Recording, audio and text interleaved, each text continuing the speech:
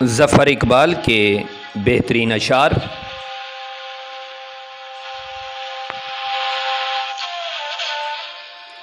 अपने ही सामने दीवार बना बैठा हूँ, है ये अंजाम उसे रास्ते से हटा देने का।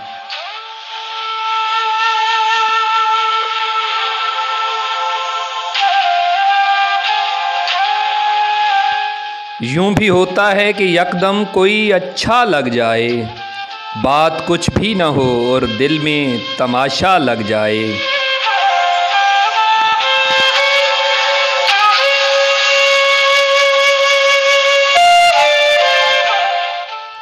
यूं मोहब्बत से न दे मेरी मोहब्बत का जवाब, ये सज़ा सख्त है थोड़ी सी रियायत कर दे।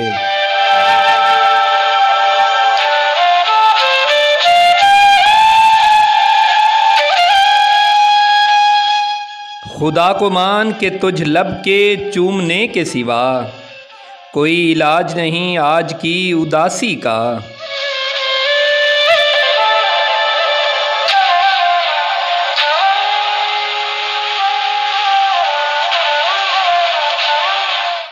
मुस्कुराते हुए मिलता हूँ किसी से जो ज़फ़र, साफ पहचान लिया जाता हूँ रोता हुआ मैं।